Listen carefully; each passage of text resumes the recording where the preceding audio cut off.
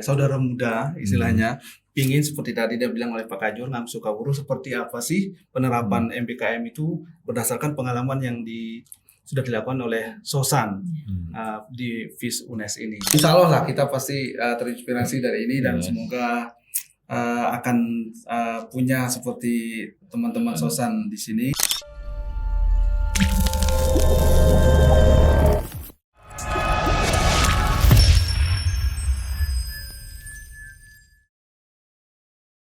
Assalamualaikum warahmatullahi wabarakatuh.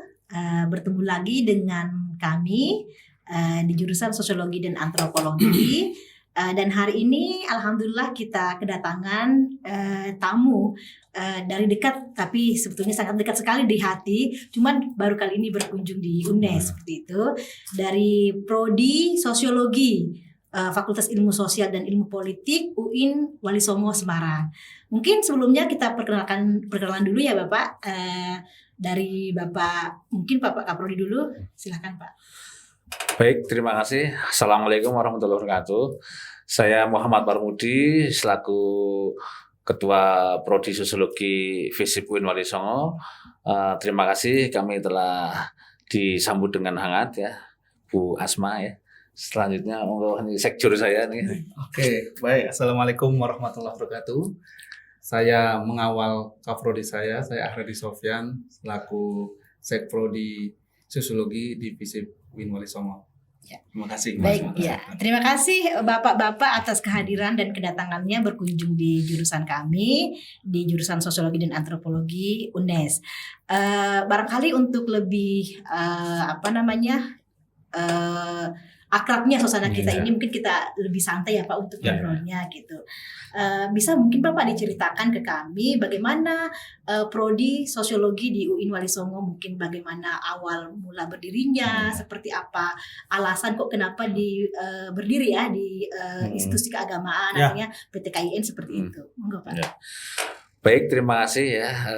Pendek kata, Prodi Sosiologi FISIP UIN Wali Songo Semarang itu berdiri pada tahun 2015 ya, tepatnya 2015. Itu memang kami dalam rangka memenuhi animo masyarakat ya, PTKIN UIN Wali Songo membuka prodi baru Bu ya.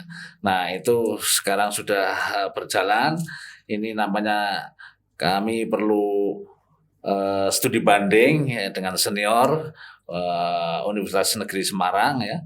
SOSAN ini cukup menurut saya luar biasa lah ya, ini kami bisa hadir di podcast ini, bahwa SOSAN FIS UNES ini menjadi rujukan kami ya, karena kata Bu Asma tadi kan semakin dekat semakin hangat lah ya, kira-kira begitu. Ya, mudah-mudahan ini dalam rangka ngangsu kawruh, dan tentunya yang menjadi tujuan kami adalah mendorong atau menyesuaikan dengan program pemerintah pusat, yaitu Merdeka Belajar Kampus Belajar ya. Baik. Merdeka. Ya.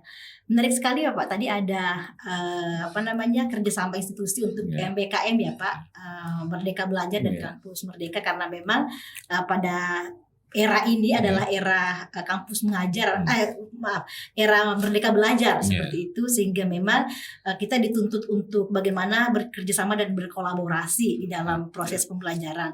Kalau dulu kita dikungkung, UNES sendiri, UIN sendiri, walaupun dekat dengan jarak, tapi kadang belum bisa berkolaborasi begitu. Maka hari ini kemudian kita dituntut untuk berkolaborasi. Nah, terkait dengan MBKM ini, barangkali mungkin seperti apa pelaksanaan atau mungkin rancangan MBKM yang telah dirancang di UIN Wali Songo? Mungkin Bapak atau Pak Sofyan silakan. Ya, saya kira ini sekjur saya sudah merancang jadwal dan mata kuliah yang akan di MBKM kan. Monggo. Oke, baik. Untuk informasi awal dulu, Mbak Asma, kita untuk kaitannya dengan MBKM ini, Merdeka Belajar dan Kampus Merdeka itu kan di Prodi Sosiologi maupun IPOL di FISIP UIN Wali Songo itu kan dimulai dari tahun 2020, berarti kan angkatan 2020 sama yang terbaru adalah angkatan 2021. Berarti udah semester 4 sekarang. Nah, kita memiliki kesulitan, kita udah merancang yang namanya kurikulum terkait dengan MBKM itu, dan kemudian kesulitannya adalah bagaimana untuk kemudian menerapkan seperti apa konsep MBKM itu. Makanya kami sebagai saudara muda istilahnya, pingin seperti tadi dia bilang oleh Pak Kajur Ngamsu Kawuru, seperti apa sih penerapan MBKM itu berdasarkan pengalaman yang sudah dilakukan oleh Sosan di FIS UNES ini gitu. Misalnya terkait dengan mata kuliah apa yang mungkin bisa dikerjasamakan dalam konsep yang sesuai dengan MBKM itu, atau mungkin yang lain kaitannya dengan dosen, kaitannya dengan penelitian mungkin, atau dan yang lain. Barter Seperti apa, sehingga kemudian target MBKM yang sudah ditetapkan oleh Mas Menteri itu bisa terlaksana oleh dua institusi ini. Gitu. Iya, kalau di UIN sendiri Pak, bagaimana ini kan kalau di UIN kan di bawah Kemenak, kemudian kalau di UNES kan di bawah Kemendikbud Ristek begitu. Bagaimana apa istilahnya itu, mungkin rancangan atau implementasi MBKM, apakah juga misalnya memang sekencang yang yang digagas di Kemendikbud Ristek begitu Pak? Atau bagaimana? Ya, saya kira beda tipis lah ya dengan UNES ini yang di bawah Kemendikbudristek gitu ya. Artinya memang kalau secara startnya mungkin UNES sudah berlari, kami masih merangka ya. Ya artinya PT KIN menyesuaikan ya. Tapi memang sependek pengetahuan saya ya tertinggal dengan kampus-kampus di bawah Kemendikbudristek itu loh. Saya kira begitu. Artinya secara dari atas juga memang ada kayak istilahnya kebijakan itu harus dilaksanakan begitu ya Pak? Artinya kebijakan dua kementerian itu atau bagaimana Pak? Ya ada push ada push, dan kita harus ganti ini kurikulum. bukan apa-apa ya. Kita berkaca di prodi sosiologi sendiri, saya yakin itu juga sama di IPOL, di FISIP kita, bahwa karena tadi kita masih meraba-meraba ini, karena tadi masih merangkak kata bahasanya Pak Kajur, benar. Beda dengan UNES yang sudah istilahnya udah berlari. Karena untuk MBKM ini terus terang kita itu hanya baru sebatas kurikulum. Sebatas kurikulum.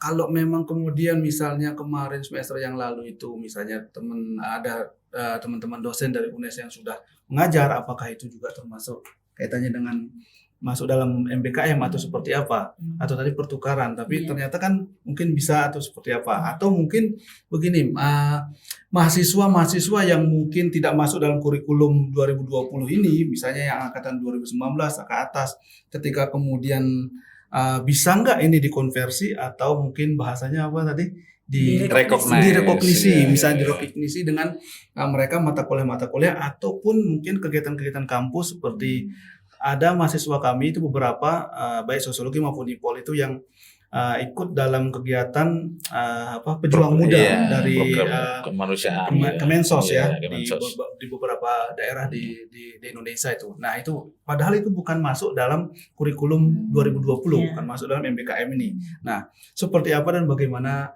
ini, entah dengan rekognisi atau entah dengan bagaimana konversi, itu yang kami butuh belajar, karena kita memang benar-benar miskin pengetahuan lah, hanya sebatas kurikulum aja, hanya sebatas di buku kurikulum bahwa ini memang berbeda dengan kurikulum sebelumnya gitu. Tapi aktualisasinya memang belum.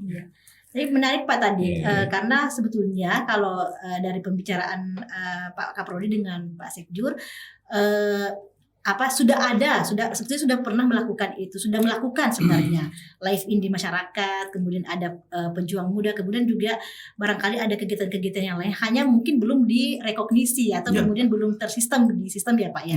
Nah mungkin justru kami ingin sebetulnya ingin mengetahui lebih lanjut Pak, barangkali mungkin kita bisa kerjasamakan di sana. Kegiatan-kegiatan outdoor barangkali yang sudah pernah dilakukan oleh sosiologi UIN itu seperti apa Pak? Kegiatan-kegiatan lab outdoornya tadi itu ya Pak? Ya, seperti apa? Ya, di sosiologi FISIP Indonesia memang ada live outdoor itu di desa binaan ya, Tambak Loro, terus ada di JBL itu ya. Ini kaitannya dengan PMK dan metodologi participation research itu ya. Riset ya. Pak. Nah, ini nanti Pak Sekjur yang ngomandani kalau yang terkait live in itu ya. Coba silakan Iya. detailnya itu ya. gitu. Di kita khususnya prodi sosiologi itu kan kita punya 4 lab outdoor. Pertama tadi dibilang oleh Pak Kajur itu adalah kita karena di daerah pesisir, makanya kemudian kita punya membangun lab dan itu udah MOU dengan pihak Kecamatan Semarang Utara ya. Semarang Utara. Semarang Utara yaitu dan dengan Kelurahan Tambak Lorok bahwa di situ kita punya lab dan memang alhamdulillah sambutan beliau sebagai camat dan lurah itu bagus dan tetapi memang kemudian praktiknya hanya sebatas bagaimana kemudian implementasi mata kuliah ini seperti PAR dan atau kemudian mata kuliah mata kuliah penelitian kualitatif atau metode penelitian sosial.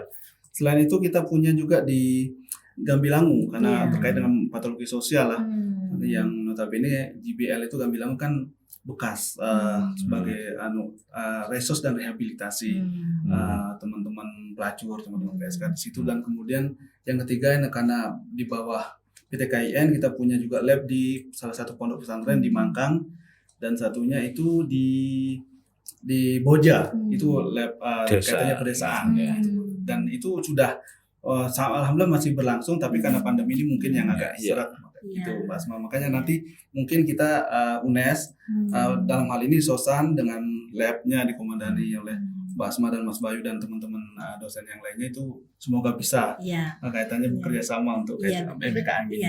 Ini menarik Pak karena kalau kami sendiri sebetulnya apa istilahnya ada desa binaan tetapi masih sebatas juga pada misalnya kemarin penelitian di sana, kemudian juga beberapa kami terjunkan untuk mahasiswa mata kuliah waktu itu adalah mata kuliah pemberdayaan masyarakat. Jadi mereka kuliah di lapangan dibagi kelompok ke lapangan seperti itu. Mereka seolah-olah menjadi fasilitator begitu belajar menjadi fasilitator di Boja dan itu sebelum pandemi. Jadi ya saya pikir ini irisan yang menarik ini untuk kita kerjasamakan bahwa mungkin di Boja atau di Tambak Lorok karena juga kita ada kegiatan di sana.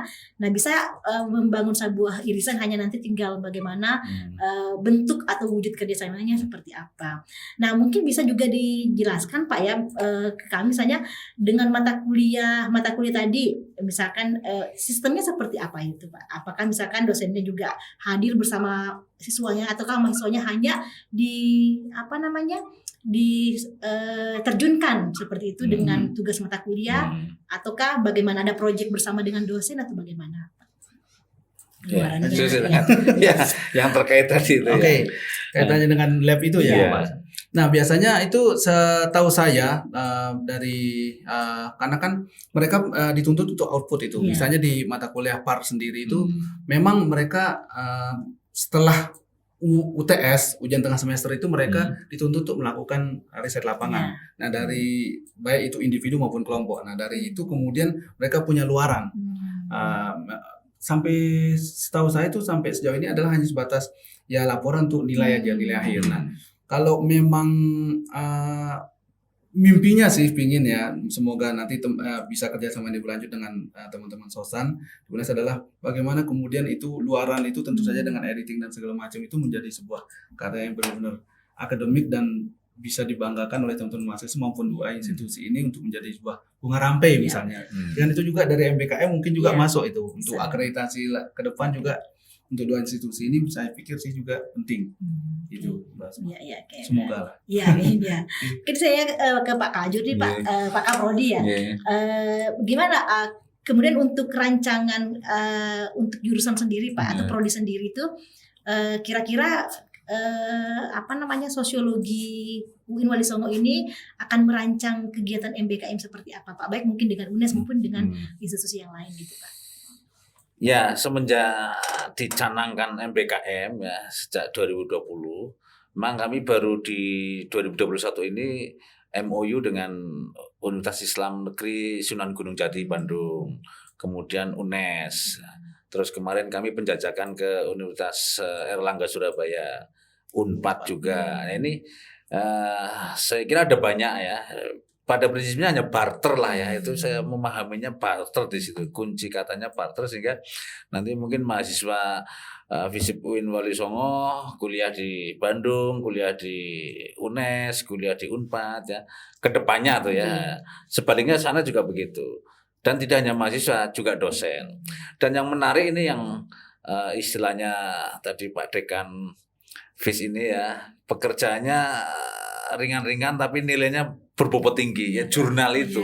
Kami sudah ada jurnal Wali Songo ya, jurnal sosiologi Wali Songo, csw.walisongo.sid itu sudah Sinta 2 loh Bu ya. Ya ini nanti bisa. Dulu kami juga belajar dengan jurnal FIS ini. Komunitas. Iya, beli juga saya dulu karena untuk akreditasi. Ya. Enggak, yang Pak Arif itu ya. Pak Arif apa sih itu jurnalnya apa namanya ya? Paramita, sejarah Pak. Yang sosiologi komunitas ya punya kami dulu belajar itu ya. Nah ini kami sudah Sinta 2, nanti bisa kita rancang untuk kita nulis kolaborasinya. Saya kira bisa gitu. Iya. Saya juga pernah menulis Pak di JSW. Alhamdulillah ya. Pak Fadri dan Bu Ansi barangkali juga. Mas Bayu. Iya. Nah, mungkin bagus juga ya Pak ya. Jadi kalau di komunitas Sinta 2, JSW Sinta 2 kan sudah Sinta 2 ya. Bisa saling barter tulisan begitu ya Pak ya, untuk mengembangkan masing-masing institusi. Nah, mungkin ini Pak terakhir nih Pak, pertanyaan saya ini. Kira-kira harapan Bapak ke depan dengan kita membangun kerjasama ini nantinya insya Allah di MBKM ini, harapan Bapak ini ke depan seperti apa? Ya secara kedinasan ya tadi itu semakin dekat, semakin akrab, semakin hangat ya, dalam rangka silaturahmi akademik ini Bu. Jadi mudah-mudahan berkelanjutan lah ya, sehingga ya istilahnya orang UIN tuh husnul khotimah ya. Ini tinggal sisa-sisa 2 tahun masa periode kaprodian saya ini kan, mudah-mudahan bisa menorehkan atau tadi ada kenangan manis dengan UNES ya. Ini terlalu manis untuk dilupakan ya. Saya seumur-umur baru podcast ini Pak ya. Ya selama ini hanya podcast konten itu loh yang online itu ya, tapi lama-lama juga kehabisan. Ini luar biasa nih, mudah-mudahan inspirasi. Ini juga akan kami laporkan ke pimpinan biar masa kalah dengan UNES yang nggak bisa kira-kira seperti itu Bu. Jadi kita mudah-mudahan berkelanjutan ya.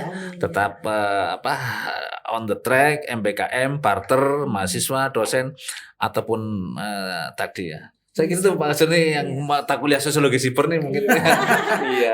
Iya, silakan.